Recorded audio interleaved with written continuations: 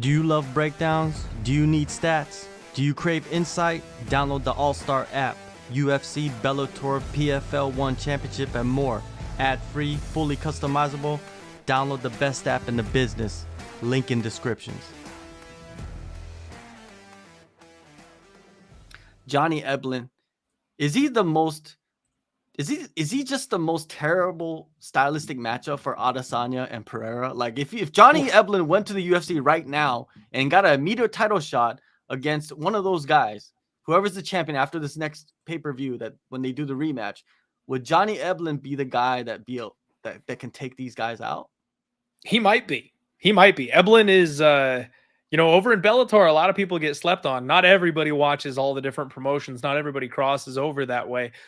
There's a few guys and ladies, obviously, there's a few fighters that absolutely would have no problem hopping into the UFC and being a problem the second that they got here. Eblen is one of them. That guy's skill set is crazy good. And to be in a 5-round title fight and just suplexing guys deep into the 5th round to put a statement on the fact that he won that fight 50-45. Like, that was impressive as hell. On top of that, he hits hard. He's also durable. The gas tank is there. Like, yeah, Eblen could be a problem. If they brought him over to the UFC, he could be a top 3 challenger, and I would love to see him run it with those guys right away because he would be an issue.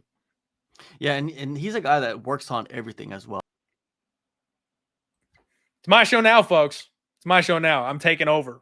JHK just disappeared on me, so I'm not sure. He must have just accidentally sneezed and hit the wrong button. But, frankly, Bellator fighters do not get the credit that they deserve these days. There's some wonky stuff going on in Bellator, obviously, but frankly, they know how to do these homegrown prospects. We have seen Bellator fighters come up through the ranks and be a problem over there in that company. And why would they bother hopping to the UFC? Some of these guys want the honor or the pride of being the best fighter of all time and coming over to the UFC and dethroning a UFC champion, that kind of thing.